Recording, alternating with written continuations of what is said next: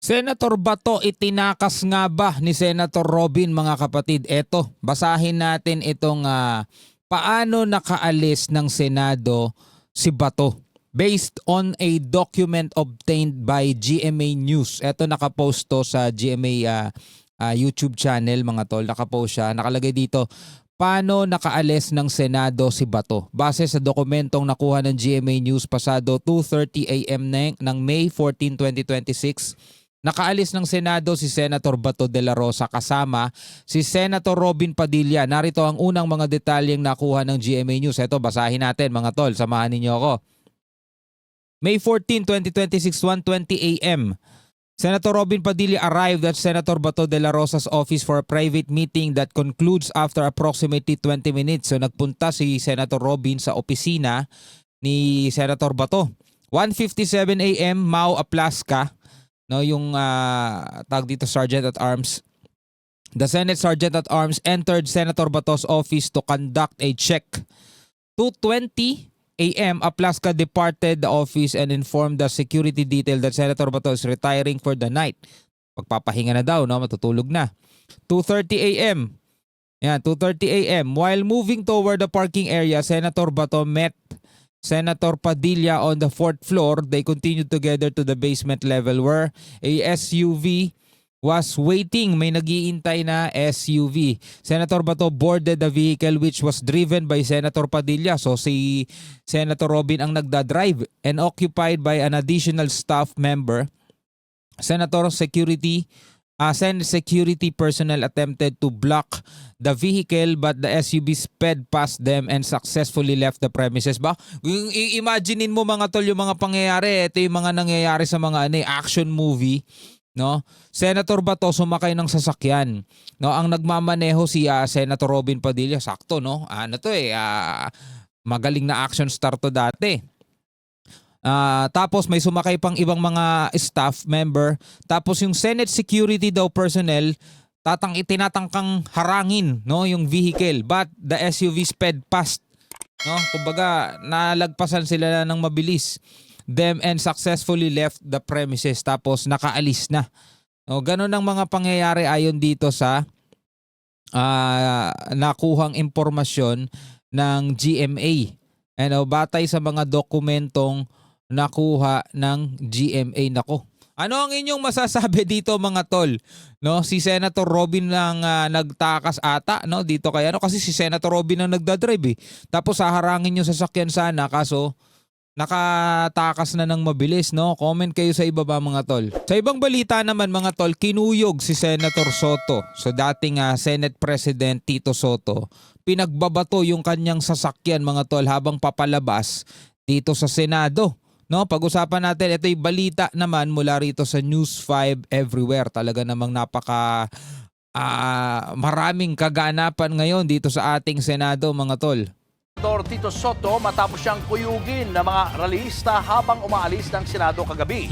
Wala namang nahuli sa mga nambato umano, pero nangako ang mga pulis ng mas mahigpit na seguridad. Live mula sa Pasay City, nasa frontline ng balitang yan si Ian Suyu. Ian, gaano na kahigpit ang seguridad dyan ngayon?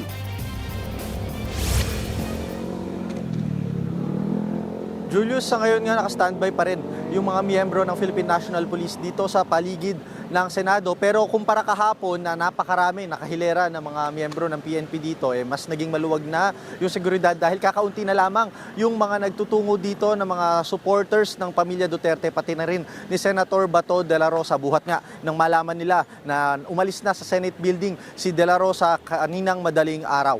Marami nagagalit kay Tito Soto ngayon, lalo na yung mga DDS kasi 'di ba, ayon sa report, ang may sabi nito si Senator ngayon Senate President Alan Cayetano na coordinated daw kay Tito Soto etong pagpunta ng mga NBI dito sa Senate nga para hulihin sana si Senator Bato. Kaya ngayon ang daming bad trip ngayon kay Soto. Ayan, pinagbabato daw yung mga tao yung sasakyan niya papaalis sa Senado.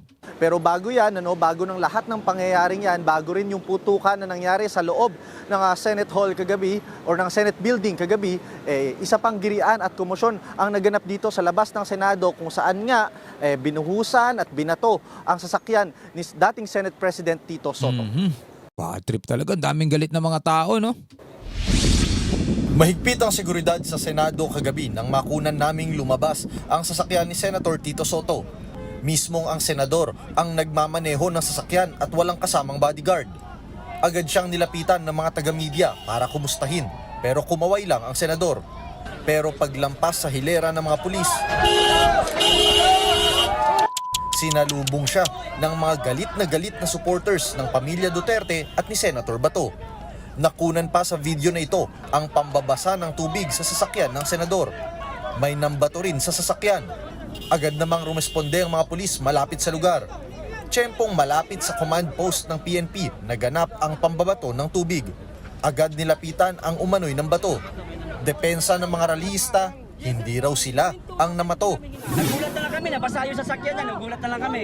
Ngayon, huminto si senator, huminto siya, nagbukas ng mirror o ng bintana niya. Tinanong namin ngayon kung sino bumoto sa kanya. Hindi niya maintindihan, hindi niya makuha talaga yung saktong impormasyon kung sino bumoto sa kanya. Rallyista slash mga vlogger yan, mga yan. Ayun lang yun. May video kami. Sagot naman ng mga pulis, Kung meron man, mag-aaresto po tayo. Lalo na kung pulis ang binato or minura or Yung sir, ginatake. si Sen Soto mismo, yung sasakyan Senator niya. Soto? Yes. Oo, May nangyari bang ganon? Hinarap. We will, I will hindi niya alam. validate kung may nangyari pong ganon. Hindi niya pa alam. Wala pong report kasi yung Pasay po sa akin. sa huli, walang naaresto sa umano'y pambabato. Nakuhanan din ang ilang supporters na sinubukang baklasin ang barikada ng mga pulis. Naharang pa rin naman sila ng kapulisan. Matapos Mga DDS, mga nakasuot ng Duterte. ang insidente, agad ipinahayag ni Soto ang pagkadismaya sa nangyari sa Ako, wag ka na magulat. Wag ka na magulat. Sabi ganun ni Tito Soto, I am furious and disappointed with the PNP and other security personnel assigned outside the Senate for failing to control the rowdy and unruly crowd, allowing them to assault me while inside my vehicle when I was about to exit the Senate. Diba? Dapat kasi unang-una hindi ka na nagkakakaway-kaway pa eh. Alam mo, ang daming galit sa'yo dyan eh. Tapos kakaway-kaway ka pa eh. Tapos hindi na makokontrol ng PNP kapag crowd na talagang mga galit na tao na talaga eh. Mismo mga PNP nga, di ba? Kapag may rally, napapalo din sila eh. kanya. Hindi raw ginawa ng PNP ng maayos ang kanilang tungkulin na kontrolin ang mga tao sa labas ng Senate building. Kinwestiyon pa ng senador kung bakit ganoon ang nangyari kahit ang daming nakadeploy na truck ng PNP. Anya, ganoon na lang daw ba kawalang respeto at walang hiya ang mga taga-suporta ng ilang senador na nagrarally? Ayon naman sa Southern Police District, labis daw silang nabahala sa nangyari kay Senator Soto. Nagsasagawa na rin daw sila ng investigasyon at assessment sa aksyon ng kanilang mga tauhan sa gitna ng aktibidad sa harap ng Senate building. Pagkatapos daw niyan, gagawin daw nila ang mga nararapat na hakbang para may masigurong mananagot at mapaigting pa ang seguridad sa iba't ibang pagtitipon at security operations.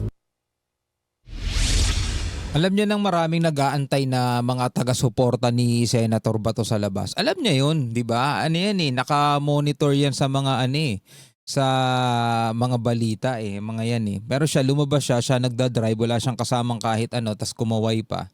O talaga mangyayari. Not unless talagang hindi niya alam, hindi niya expected. May mga ganito pala rito sa labas. Di ba? Julius, kung makikita nga ninyo dito sa gilid na to ng gate ng Senado, nakahilera pa rin at naka-formation pa rin yung mga kapulisan natin, mga miyembro. Okay, so ayan yung mga kaganapan itong isang araw mga tol kung saan nga nagkaroon ng komosyon, kaganapan, tensyon dito sa labas ng Senado na talaga ngayon ay ang bilis maagaw ng atensyon ng mga Pilipino, mga tol, no? Hindi masyado na napag-uusapan ngayon yung about dito sa flood control. Meron na bang nakulong, meron na bang nahuli, meron na bang naparusahan, mga tol? Comment ka na lamang sa ibaba.